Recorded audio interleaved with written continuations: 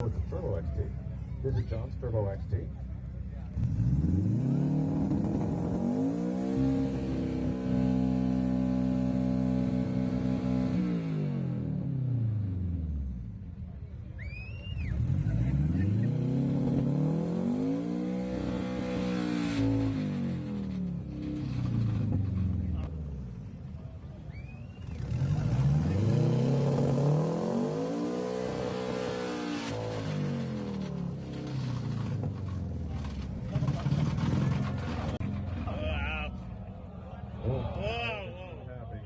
Don't break down in the lane.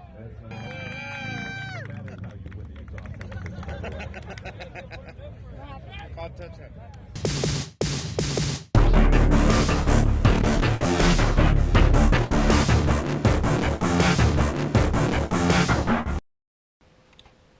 So, that happened. Well, thanks guys for choosing my video and checking out Alcyone mods and seeing what I have to offer. So sit back and enjoy and subscribe and hit that like button. Alright, so as you all may know or may not know, I've had this vehicle since 2012, yada yada yada. Got it for 400 bucks. Spent 10 years putting this thing together to take it to Subiefest. And in a bit, as you'll see, before Subifest, me and my father and my wife decided to go up to Canebrake to check out Iski's 101 birthday celebration. Apparently, normally they do that on his actual birthday. In this particular case, since the last few years has been really hot during that time, they decided to move it up to September 18th. Chiller, cooler weather, better for all that's involved. And so in a bit, you'll start seeing the videos and slides I have prepared from the event. They had some really awesome rides, pre-war, post-war, gassers, dragsters, just about anything you could think of from that era. And so one of the first you'll see is a gasser Henry J, or Henry Jr. If I recall, they were made by Kaiser back in the day, as in Kaiser Permanente, yeah, same company, all those years ago. And man, this thing's built with a primer gray and aggressive as heck. And then in a little bit you'll also see a 1957 Chevrolet Bel Air gasser, another beautiful, awesome ride.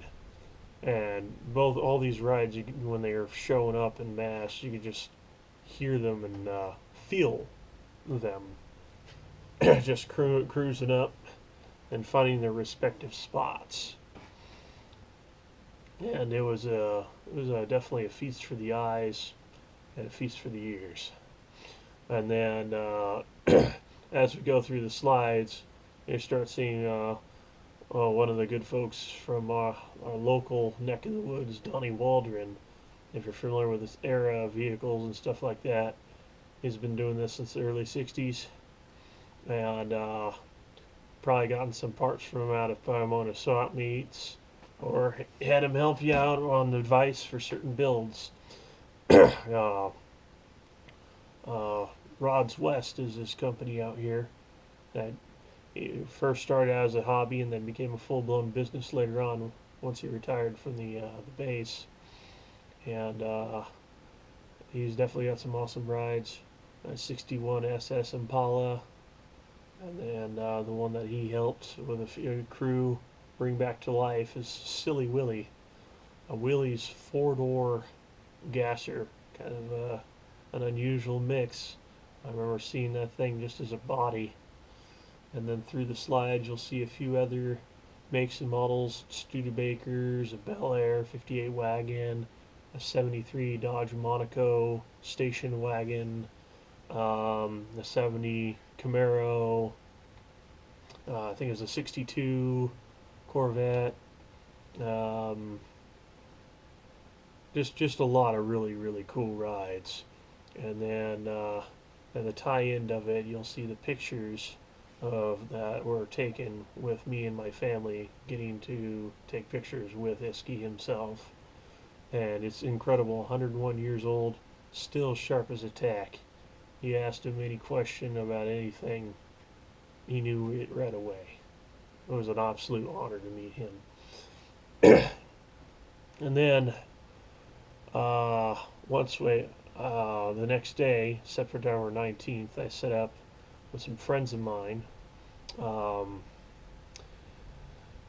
John Cheshwa and Autumn Lucille. If I butchered you guys' names, I apologize. But they ended up meeting me early morning at Albertsons, and we went right out immediately to Subiefest. This is an event I've been waiting for 10 years. Building this car up, trying to get her ready, trying to get everything taken care of, and the money saved up, which it turns out didn't need to be a lot. This whole time I thought it'd be an event like SEMA, where you gotta have money burning in your pocket, in your money of your pocket. And then to find out $42 for the premium ticket entry. Like, oh, okay, never mind, even my poor ass can afford that. So I scratched up the money and we head out in the morning. I figured I would let him tell us the story. I ended up meeting a good friend of mine, Tim Monroe, that I've known online through the XT community for quite some time. And he has this fascinating, gorgeous 1986 Subaru DL, not GL, DL. So it didn't have electric windows or power steering. In fact, the only thing it had was power brakes. Everything else was all manual. And I'd never seen a Subaru XT with that.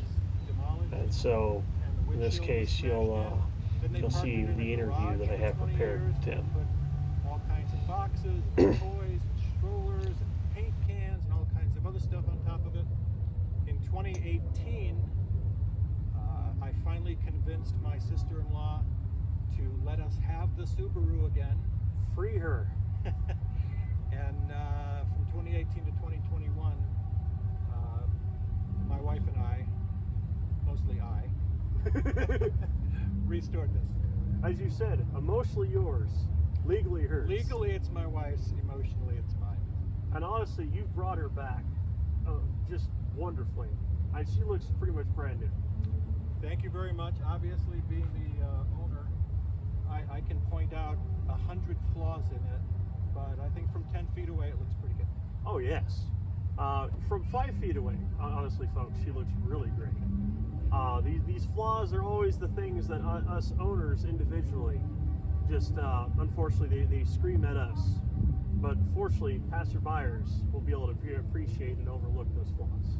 Yeah, if I don't point it out, most people know that. Well, is there anything else you'd like to add before we head out? No, it's been a great pleasure meeting you and seeing another Subaru XT in the flesh. Indeed. It's been amazing.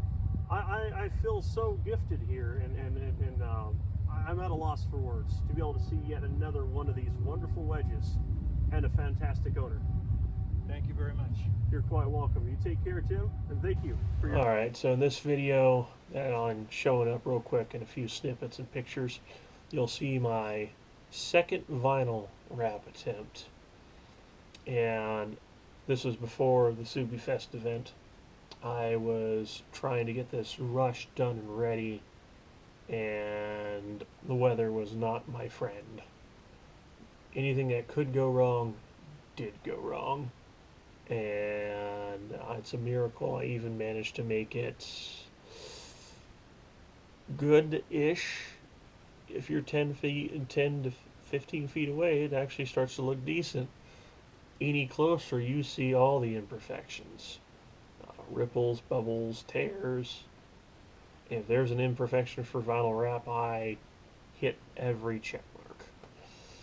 And it was just so frustrating because I wanted a Class A job with Class F labor. So yeah. Now that being said, I am going to try and do it again. Take my time this time because there's really no timeline now, and just get it done.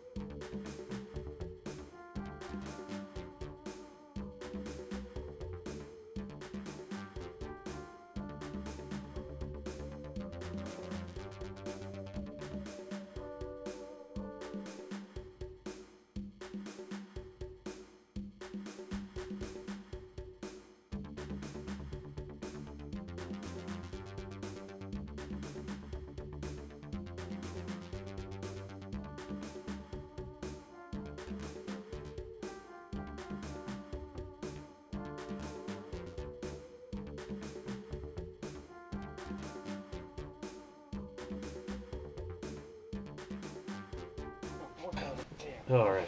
Nice. And so here you're seeing that John Cheshwith decided to come over and help me pull the engine. I, needed some extra hands here and there for, is it something I could do on by myself? Yeah, I've done it many, many times. But at the same time, I was getting tired, getting irritable, and I didn't mind the extra help. So all I had left in this particular case was the bolts for the transmission and power steering pump and the heater hoses.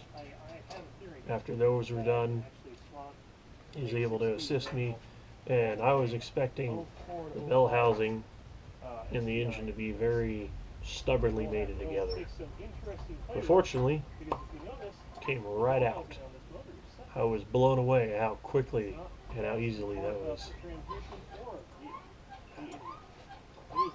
And so after that was done, I just ended up chatting with him, trying basically another bell housing like that, but where it's a quarter, or it was either a quarter an inch or half inch skinnier than this, where I should be able to drop the 6-speed right into this thing.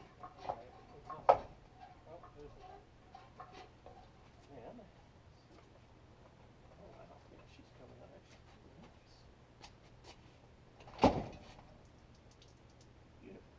Nice. You see, one of the other reasons I like this motor. Make sure nothing is attached. I'm good over here. Hey, the phone is actually green. Well, now it's supposed to be blue. It mixed. I guess I didn't get all of the green out. But that's okay. This next time when the new block goes in, It'll be blue. yeah, it'll be blue and we'll be.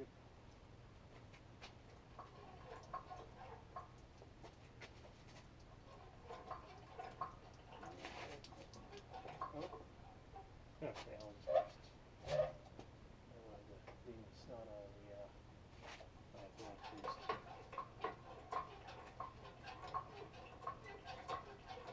And now you can also see the advantage of this hood design that this car has. It was neat to have the motor out and in like 6 times. Yeah, Subaru unfortunately already thought of that. Like, oh man, we're gonna have a bunch of paint gesture problems and everything else. You know what? We'll just make this hood go back a little bit more than anything else. Alright, we can put out one. Beautiful.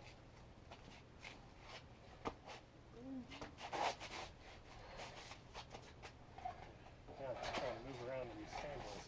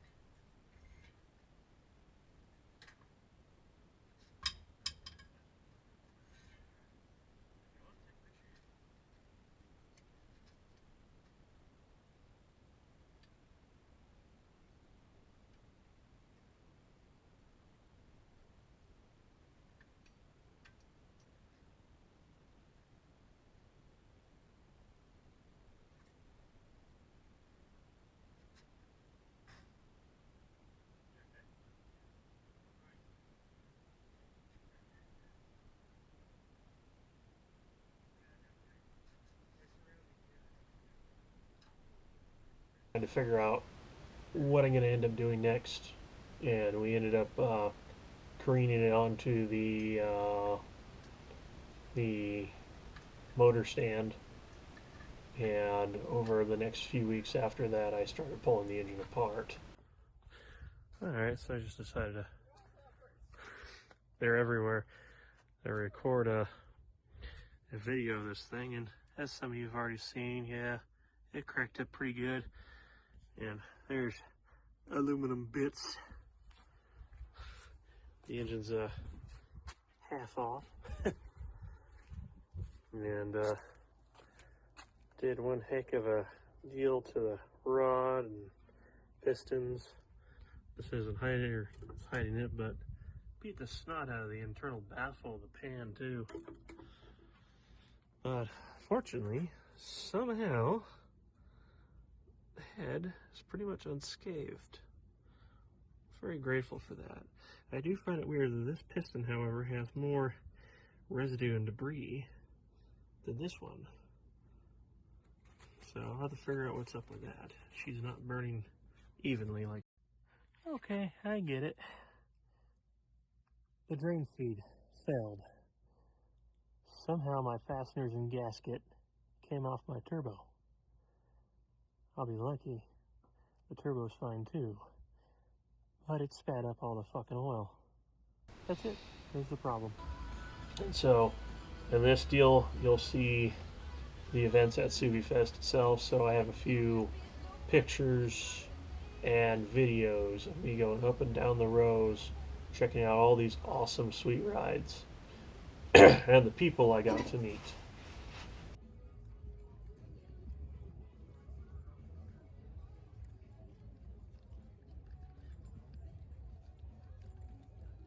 Oh wow, that one has the same top mount intercooler that I do. So that is a version 2.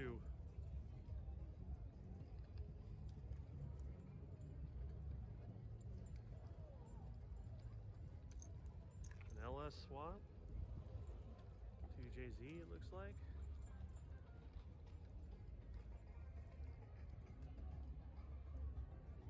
Oh, SVX. We must stop Man Bear Pig.